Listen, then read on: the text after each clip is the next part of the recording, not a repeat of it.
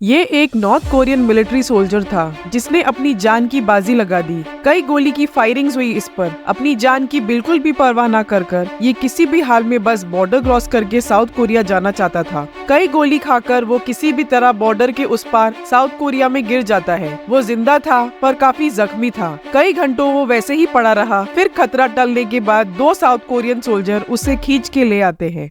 पर north Korean citizen किम Kang वू ने भी किसी तरह नॉर्थ कोरियन बॉर्डर पार किया। वहां से वो चाइना गया, फिर चाइना से लाओस, फिर लाओस से थाईलैंड और फाइनली 5 महीने का दर्दनाक और सबसे छुप के सफर करने के बाद वो पहुंचा साउथ कोरिया। किसी भी नॉर्थ कोरियन के लिए साउथ कोरिया पहुंचना मतलब आजादी। किम को ये आजादी मिल चुकी थी पर अब वो जिद पर अड़ गया कि उसे अब वापस नॉर्थ कोरिया जाना है। उसे पता था जैसे ही वो नॉर्थ कोरिया में एंटर करेगा वैसे ही उसे मार दिया जाएगा और उसके सारे फैमिली वालों को जेल में डाल दिया जाएगा। पर फिर भी वो नहीं माना और वापस चला गया नॉर्थ कोरिया। तो ऐसी क्या वजह थी क्यों किम वापस उस नर्क में चला गया? चलिए देखते हैं।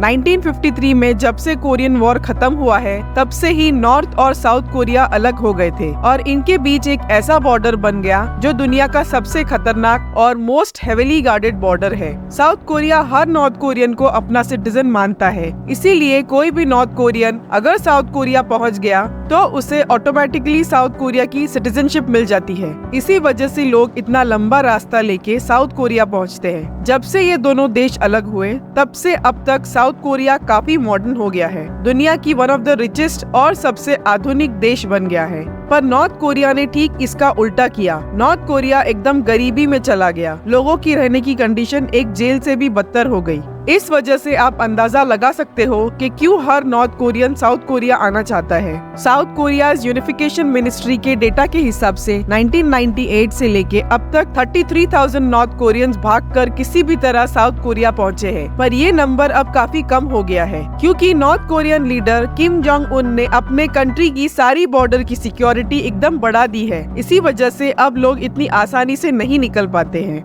किम नॉर्थ कोरिया और चाइना के बॉर्डर वाले गांव में रहता था अपनी माँ के साथ। वो बचपन से काफी सॉफ्ट स्पोकन था और पढ़ाई में काफी अच्छा था। नॉर्थ कोरियन बॉर्डर टाउन में चाइना का कभी कभी रेडियो सिग्नल आ जाता था और उस रेडियो में किम साउथ कोरिया के बारे में सुना करता था। उस रेडियो से उसे पता चला कि साउथ कोरिया में लाइफ काफी अच्छी है as compare to North Korea. उसने ग्रेजुएशन की हाई स्कूल में, पर वो हायर स्टडीज के लिए कॉलेज नहीं जा पाया क्योंकि उसकी फैमिली के पास इतने पैसे नहीं थे। 20 साल की उम्र में वो एज अ फार्मर काम करने लगा। कभी कभी लेबरिंग करता था कंस्ट्रक्शन साइट में। किम और उसकी माँ की लाइफ काफी टफ थी। कभी कभी वो 2 दिन लगातार बिना खाने के रहते थे। किम को अब ये गरीबी नहीं चाहिए थी। उसे डिग्री चाहिए था, एक स्टेबल जॉब चाहिए था। वो अपनी माँ से कहता है कि वो अब यहाँ और नहीं सड़ेगा और साउथ कोरिया जाना चाहता है। उसकी माँ उसे न रोक पाई और न ही खुशी खुशी भेज पाई। किम अपनी माँ से कहता है वो साउथ कोरिया जाकर उसे भी वहाँ बुलवा लेगा कैसे भी। किम के पिता की मौत भी इसी तरह होती है। वो भी साउथ कोरिया के लिए निकले थे पर उन्हें नॉर्थ कोरियन आर्मी पकड़ लेती है और सजाए मौत दे देती है।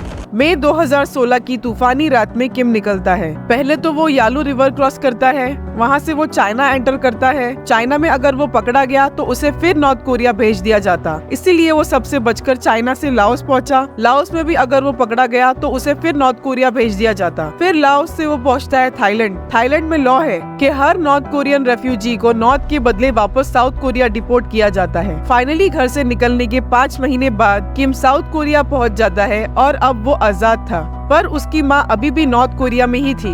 नॉर्थ कोरिया में नॉर्मल लोगों के पास फोन या इंटरनेट नहीं होता। इसी वजह से किम अपनी माँ को कांटेक्ट नहीं कर पाया साउथ कोरिया पहुंचकर। किम ने खूब मेहनत की। उसे जो जॉब मिला उसने वो किया। कभी कंस्ट्रक्शन साइट में, कभी होटल में एज अ वेटर और कभी सेल फोन के स्टोर में। 2019 तक उसने काफी पैसे जमा कर लिए सो दैट वो उन पैसों से एक ब्रोकर को हायर करे जो उसकी माँ को नॉर्थ कोरिया से निकलवाए। मई 2019 में किम साउथ कोरिया से चाइना पहुंचता है प्लेन में। वहां एक ब्रोकर हायर करता है और नॉर्थ कोरियन बॉर्डर पहुंचता है। नॉर्थ कोरियन बॉर्डर टाउन में चाइना का सिग्नल कभी कभी पकड़ लेता है। इस वजह से ब्रोकर ने कुछ सेटिंग लगाकर किम की बात उसकी माँ से करवाई। किम उसकी माँ से पूरे 3 साल बाद बात कर रहा था। वो अपनी माँ को प्लान बताता है कि कैसे उसे बॉर्डर क्रॉस करके बस चाइना तक आना है, क्योंकि चाइना में नॉर्थ कोरियन बॉर्डर के पास ही किम उसकी माँ का वेट कर रहा था। उसकी माँ काफी डरी हुई रहती है। वो सोचती है उसकी वजह से किम भी पकड़ा जाएगा, इसीलिए उसकी माँ प्लान को मंजूरी नहीं देती है और फोन काट देती है सो दैट किम सेफ रहे। किम का सारा प्लान अब चौपट हो चुका था। उसके पैसे ऑलमोस्ट खत्म हो गए थे। उसका चाइना का वीजा भी एक्सपायर होने वाला था। किम को जल्द ही कुछ करना था। किम दिल पे पत्थर रखकर अपनी माँ के लिए फिर नॉर्थ कोरिया में जाने का डिसीजन लेता है और 2 दिन तक वही बॉर्डर में रहकर नॉर्थ कोरियन बॉर्डर को स्टडी करता है और देखता है कि कब सबसे कम सोल्जर्स रहते हैं। 2 दिन बाद जब वो देखता है कि नॉर्थ कोरियन सोल्जर खाना खाने गए हैं, तब वो बॉर्डर क्रॉस कर लेता है और अपने घर पहुंचकर अपनी माँ से मिलता है। उसकी माँ काफी खुश होती है किम को देखकर।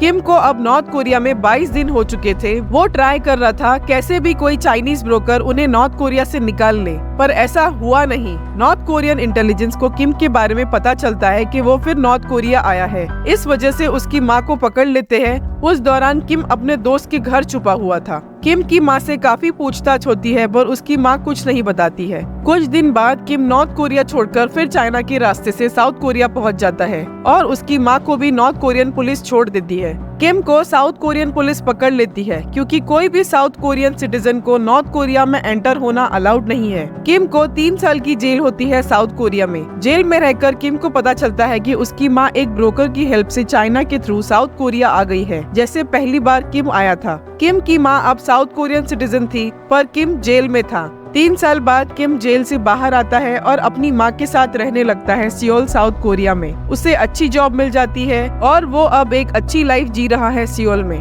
अगर आप जानना चाहते हो कि कैसे एक बंदे ने बस एक फोन कॉल की वजह से अपने $3 बिलियन 24,000 करोड़ रुपए खो दिए, तो ये वाला वीडियो जरूर देखें। Thank you.